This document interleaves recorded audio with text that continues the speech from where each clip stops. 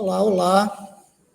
Estamos dando início ao nosso trabalho de Direito Penal 4, disciplina ministrada pela professora Rosinara Santos de Abreu.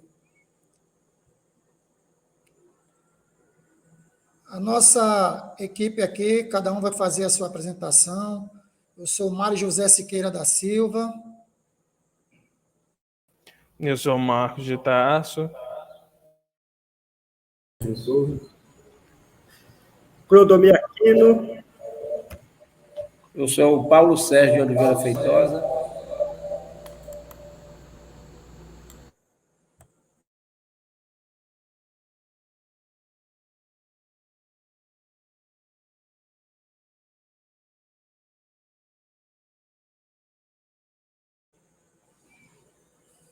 Tá, então, a gente vai falar sobre a Operação Lava Jato.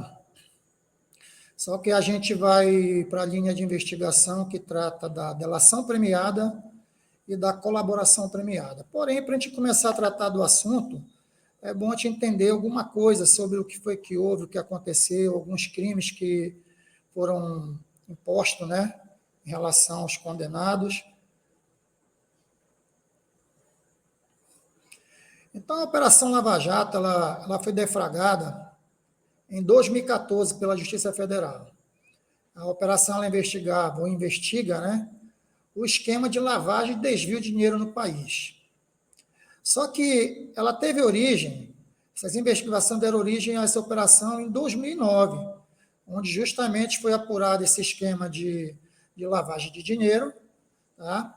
Onde tinham como envolvido o ex-deputado federal José Janene, de Londrina, no Paraná, o Alberto Issef e Carlos Habib Chater, que são empresários apontados como doleiros, que são responsáveis pela lavagem de milhões de reais, por meio de desvio de verba pública e tudo mais.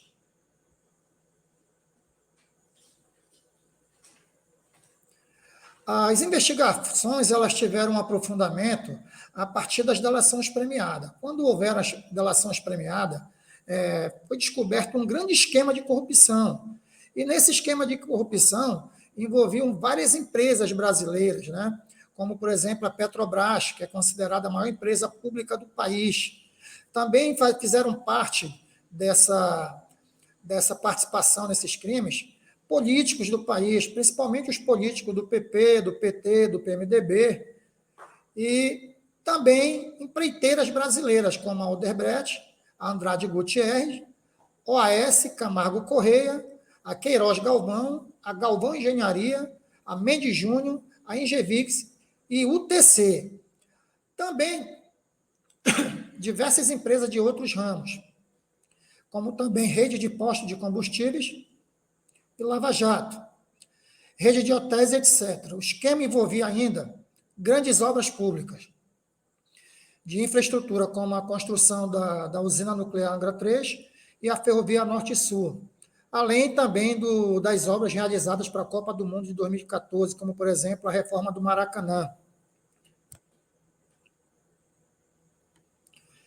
Os principais crimes, dentre os crimes investigados, com mais destaque são pagamento de propina, que é corrupção ativa, né, previsto no artigo 333 do Código Penal, evasão de divisas, previsto no artigo 22 da Lei 7.492, de 86, o de caixa 2 para partido político, lavagem de dinheiro. Normalmente, o caixa 2 está associado com os crimes de lavagem de dinheiro e com sonegação fiscais. Ambos previstos, respectivamente, no artigo 1º da Lei 9.613 e na Lei 8.137 de 90. Também o crime de formação de organização criminosa, que é tipificado por meio do artigo 2º da Lei 12.850 de 2013. E dos crimes financeiros. Os crimes financeiros são todos aqueles que causam lesão ou dolo ao sistema financeiro. E se a gente for tentar analisar, grande parte dos crimes que aconteceram na Lava Jato, eles são de origem também ao sistema financeiro.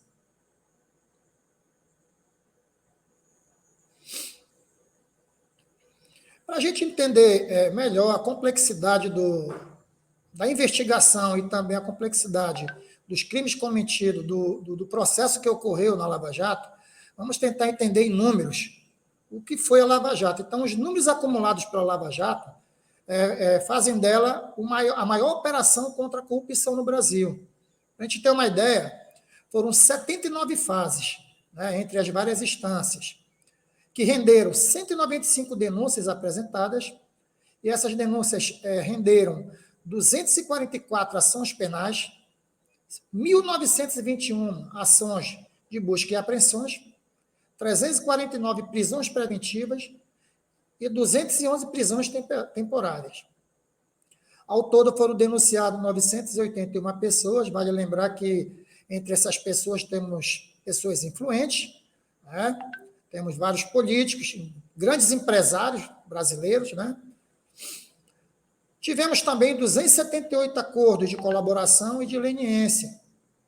Esses acordos de leniência, eles geraram compromisso de alguns condenados em devolver pelo menos 22 bilhões de reais. Esses 22 bilhões de reais, eles foram parcelados em até 20 anos e eles têm que cumprir a partir desse acordo.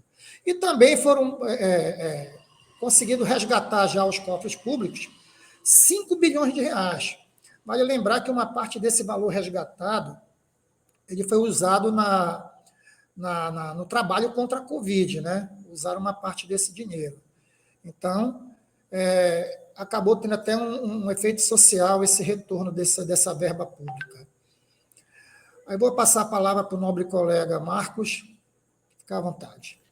Olá, professora. Irei falar acerca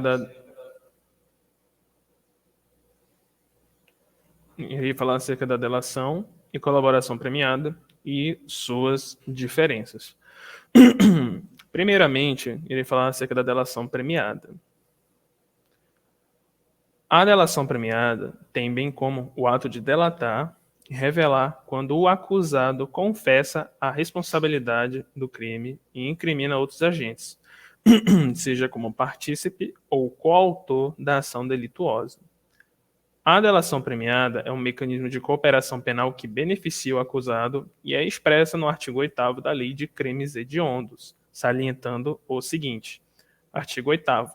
Será de 3 a 6 anos de reclusão a pena prevista no artigo 288 do Código Penal, quando se tratar de crimes hediondos, prática da tortura, tráfico ilícito de entorpecentes e drogas afins ou terrorismo.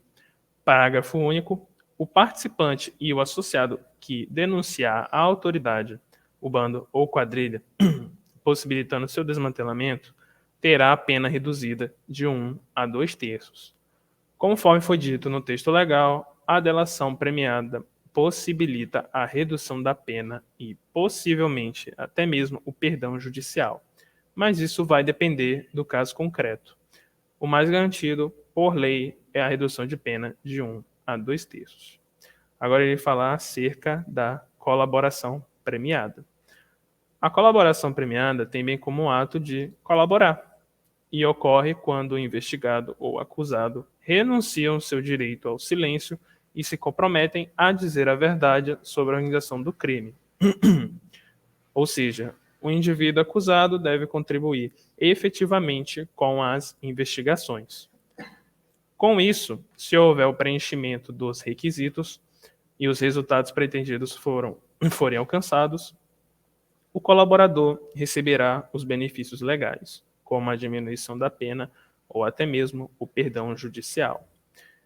E com isso, o Instituto da Colaboração Premiada encontra-se na Lei do Crime Organizado, discorrendo que o juiz poderá, a requerimento das partes, conceder o perdão judicial, reduzir em até 2/3 a pena privativa de liberdade ou substituí-la por restritiva de direitos daquele que tenha colaborado efetiva e voluntariamente com a investigação e com o processo criminal, desde que dessa colaboração advenha um ou mais dos seguintes resultados. Primeiro, a identificação dos demais coautores e partícipes da organização criminosa e das infrações penais por eles praticadas. Segundo, a revelação da estrutura hierárquica e da divisão de tarefas da organização criminosa. Terceiro, a prevenção de infrações penais decorrentes das atividades da organização criminosa. Quarto, a recuperação total ou parcial do produto ou do proveito das infrações penais praticadas pela organização criminosa. E quinto e por último, a localização de eventual vítima com sua integridade física preservada. Ou seja, pode-se observar que a colaboração premiada elenca outros requisitos a serem preenchidos do que em relação à delação premiada. E ainda a delação premiada tem aplicação restrita, conforme o artigo 8º da Lei de Crimes Hediondos. Ok, Marcos, mas qual a diferença? A delação premiada, né, fala que apenas consiste em delatar, revelar os partícipes e os coautores do crime, tendo bem como benefício da redução de pena, né, e não muito garantido o perdão judicial, pois não consta em lei. Enquanto a colaboração premiada, por sua vez, pressupõe, além da revelação dos partícipes e coautores, tem como diferença os seguintes pontos: a imunidade processual, ou seja, a garantia que o Ministério Público não irá oferecer uma denúncia para imputar determinado crime ao colaborador. E segundo, por último, a redução da pena aplicada pela metade ou a progressão de regime, caso a colaboração firmada seja posterior a uma sentença já imposta, ou seja, que está sendo cumprida pelo colaborador.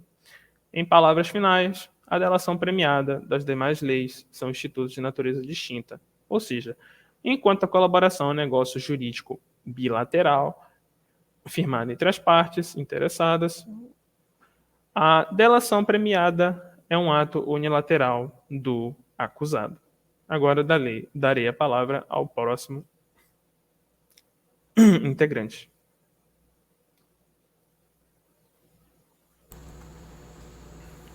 Olá, professora Rosemara. Laírto, prosseguindo a apresentação dos trabalhos sobre Direito Penal 4, onde o tema é delação premiada, sobre a Lava Jato. Farei um breve comentário sobre a delação premiada e colaboração premiada, observando culpabilidade, autoria e participação. O presente artigo traz o assunto da delação premiada para elucidar eventuais dívidas e mostrar sua aplicação na maior investigação contra a corrupção já presenciada no país, a chamada Operação Lava Jato. O Instituto vem sendo de relevante importância para a descoberta de novos delitos e de novos agentes envolvidos nos casos delitivos. Traz também aspectos históricos no direito brasileiro, onde decorreu das ordenações filipinas e que teve grande importância para o direito penal brasileiro e vem sendo desde então.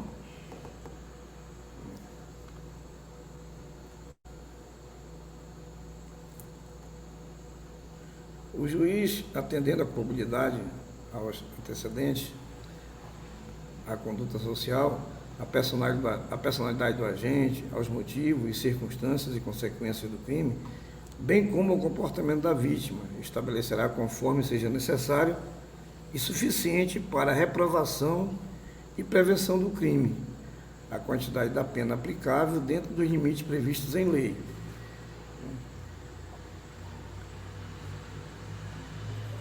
Prosseguindo, por conta dos atos criminosos que encontramos em nossa sociedade, a justiça criminal, com a intenção de facilitação e colaboração para a descoberta de novos delitos, institui uma forma que, por algumas pessoas, é rejeitada e por outras é aceita, que podemos denominar como uma troca de favores, onde os próprios agentes dos crimes, infiltrados neles, delatam sobre o caso, colaborando com a investigação, ou seja, denunciando os outros criminosos para em troca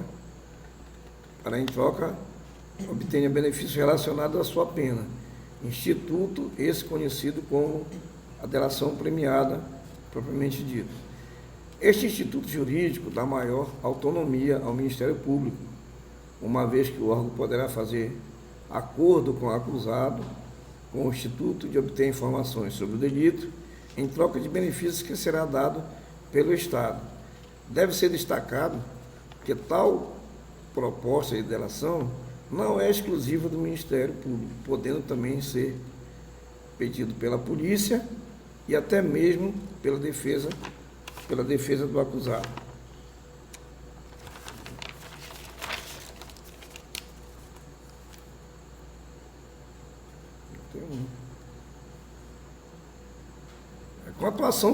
Com a atual situação política pela qual o Brasil está passando, este instrumento está sendo muito utilizado. O acordo tem sido o principal meio empregado pela força-tarefa da Operação Lava Jato, liderado pela Polícia Federal, que foi iniciado investigando apenas alguns doleiros, como o nosso colega Mário no início já falou, né? Envolvidos em desvio de dinheiros da Petrobras e atualmente é considerado uma das maiores operações contra a corrupção do país. Neste momento passarei a palavra ao próximo colega que vai fazer a explanação do seu tema.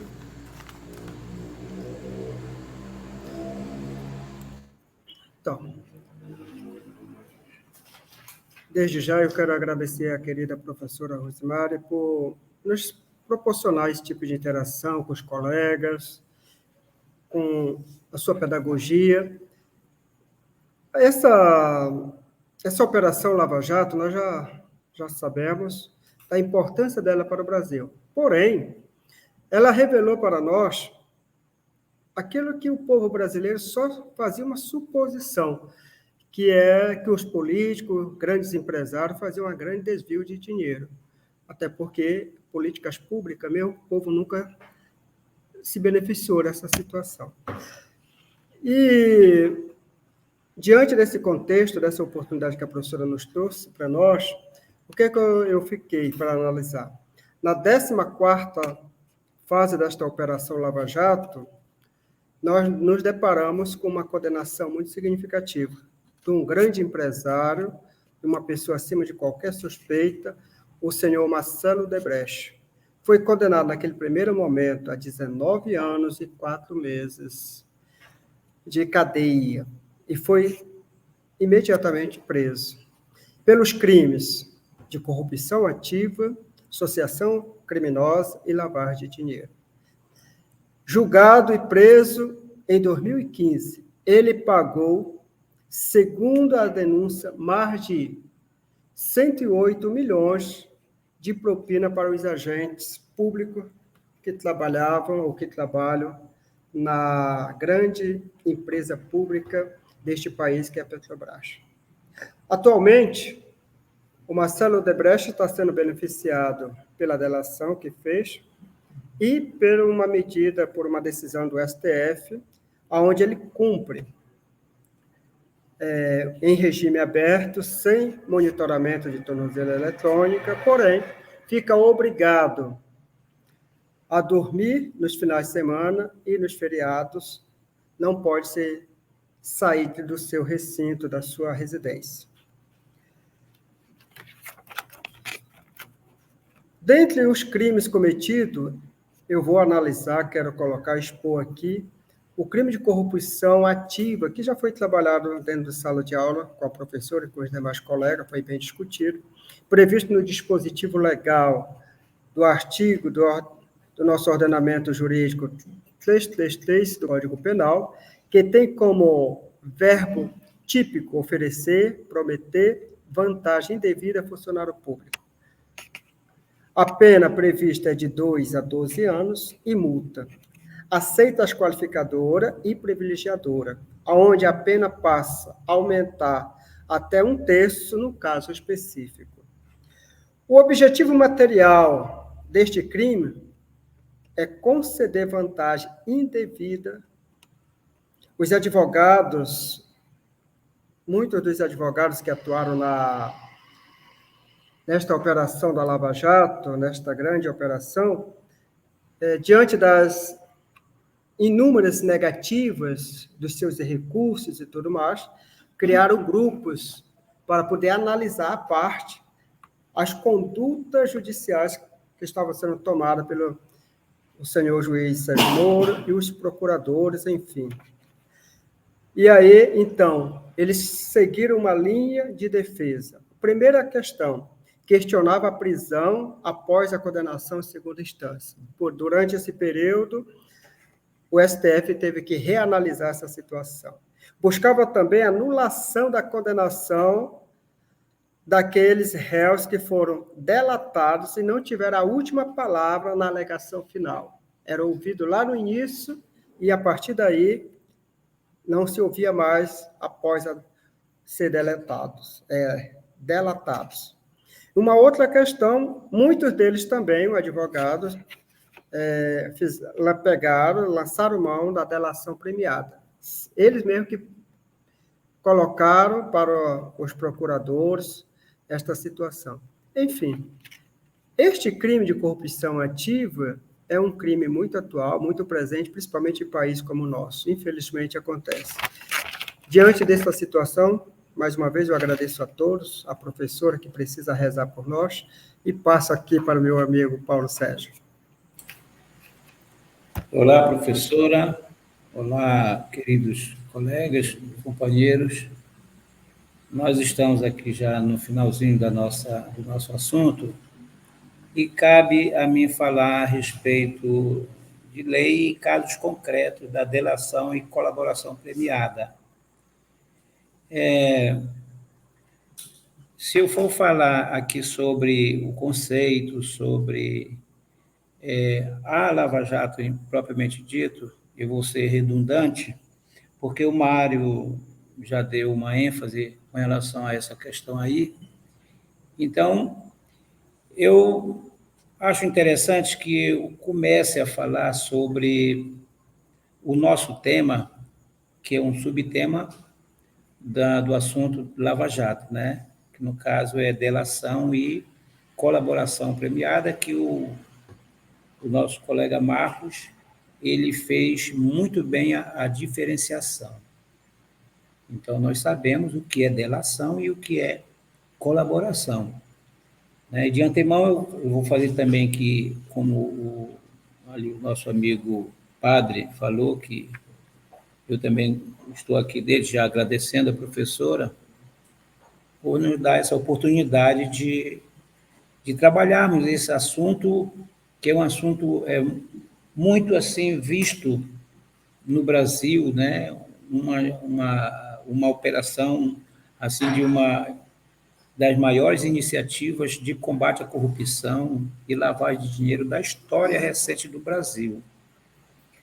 Eu gostaria de ler, já adentrando no meu assunto específico, uma lei de organizações criminosas. Então, existe uma lei que é a 12.850/2013, que diz o seguinte: define que para aquele que contribuir efetiva e voluntariamente com a investigação ou processo, o juiz poderá conceder perdão judicial, reduzir a pena da prisão em até 2/3 ou substituir por pena restritiva de direito. Esse artigo, essa lei, ela foi mencionada também pelos colegas, né? Eu só estou aqui dando ênfase mais uma vez, porque eu vou adentrar no meu assunto, que fala um pouco sobre os casos concretos da delação e colaboração. Então, veja só, os delatores e os colaboradores, eles tinham, de força de lei, um benefício. Então, quando eles apareciam para delatar algo, denunciar, acusar, colaborar mesmo, eles sabiam que eles seriam beneficiados. Eles sabiam que eram beneficiados. Então, voluntariamente, eles se apresentavam.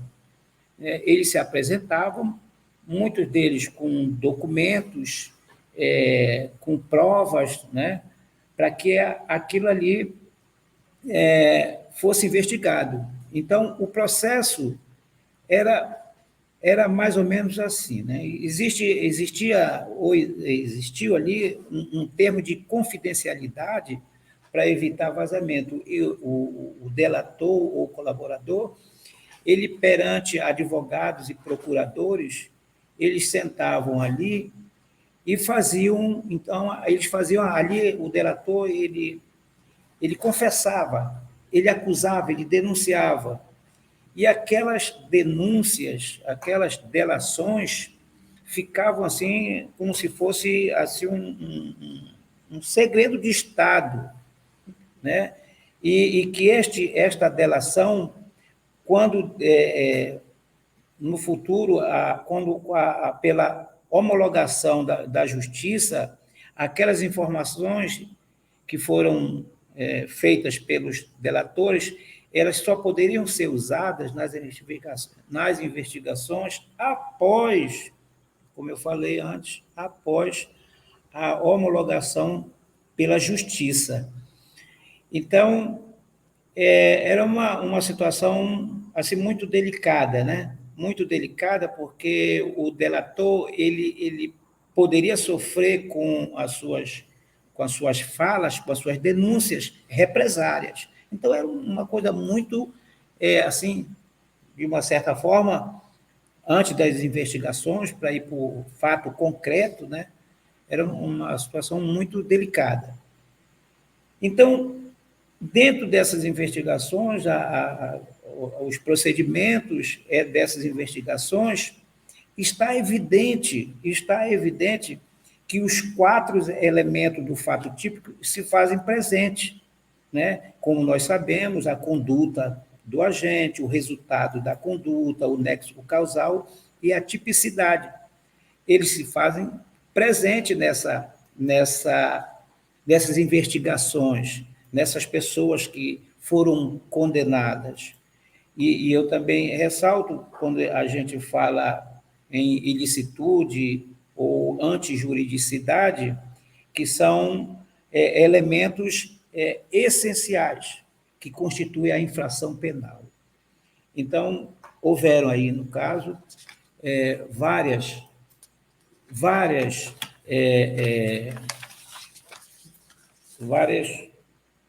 infrações penais. Bem, continuando, eu também ressalto no meu slide que diz o seguinte: não há de se falar em excludente de ilicitude numa operação onde foi uma operação, como já falamos antes, uma operação de extrema combate à corrupção e lavagem de dinheiro. Então, não há de se falar em excludente, especialmente aqueles que foram condenados, né? Houveram pessoas que já foram citadas aqui pelo padre, né? Que foram condenados mais de 20 anos, né? Nós temos N pessoas que foram condenadas, políticos, empresários, doleiros, enfim. Eu não sei se o Mário ele mencionou a somatória dessas penas, se eu não me engano, já chega a mais de 3 mil anos. A somatória, eu tive pesquisando, a somatória de penas de todos aqueles que foram condenados, que foram investigados, dá mais de 3 mil anos, entendeu? Então, é uma situação, é uma investigação realmente muito, essencial para um país que quer mudar. Então, fazendo aqui, para finalizar minha fala, uma análise das penas impostas pelo Estado, né? Aqueles que foram condenados, porque assim, a Procuradoria-Geral da República, que foi o órgão responsável por montar toda uma estrutura do Lava Jato, foram feitas fases, e foram citadas, foram criadas a criação de institutos, foram criados vários institutos, e esses institutos, eles criavam fases, e dentro dessas fases eram deflagradas os problemas, as situações problemáticas dentro de um contexto geral do Lava Jato. Então, o que eu quero ressaltar com relação a essas condenações que foram investigadas através do Ministério Público Federal e a Polícia Federal, eles deflagraram, como eu já falei antes, várias fases do Lava Jato, desculpe, e foi através dessas delações, como já foi citado, e as colaborações que a investigação do Lava Jato conseguiu um sucesso. Se não fossem essas delações, ou mesmo as colaborações, isso tudo por força de lei, esse sistema ele não teria assim um sucesso aplausível, né, como teve. Então, eu fico aqui com o meu final do meu assunto, agradecendo os colegas, agradecendo a professora, e até o próximo estudo. Pois bem, doutor Alaíto, muito obrigado a todos, colegas, e sobretudo a professora Rosimara, que foi uma parceira que esteve sempre presente conosco, nos ajudando a fazer o discernimento desta disciplina tão importante para os futuros operadores do curso de Direito. E eu só tenho a agradecer aos senhores, os colegas, futuros doutores, e a professora, a faculdade que nos acolhe, que está nos ajudando a prosseguir neste caminho, nesta pretensão que nós temos de realizar sonhos, de viver uma vida pautada pela justiça, pela ética, enfim, trabalhando em prol do nosso povo.